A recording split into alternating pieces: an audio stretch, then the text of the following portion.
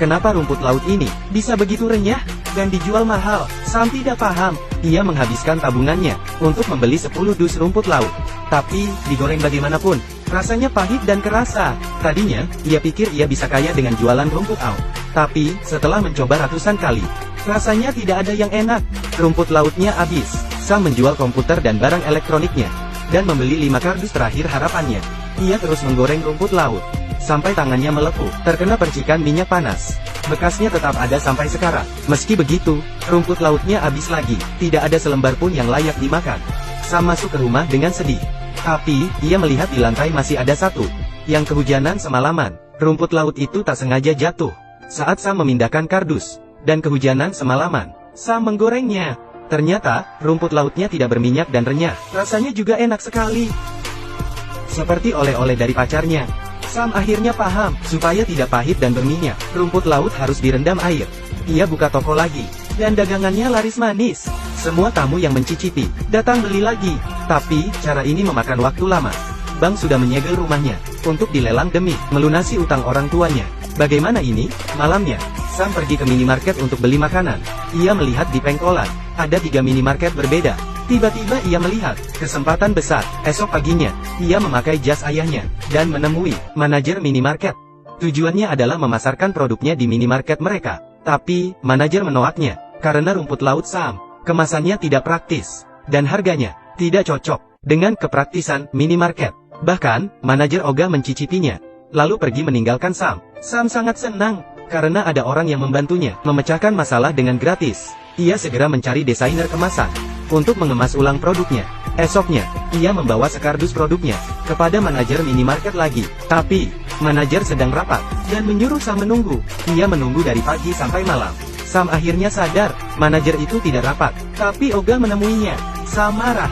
Di lift, ia memberikan produknya ke satpam, dan memutuskan berhenti usaha. Tapi, kesempatan datang bagi yang berusaha. Ada karyawan yang mengambil beberapa bungkus, dan memakannya. Ternyata enak sekali, karena tidak habis. Ia memberikan rumput laut itu ke temannya. Karena bikin ketagihan, karyawan ramai-ramai mengambil rumput laut itu. Sam dipanggil lagi ke kantor.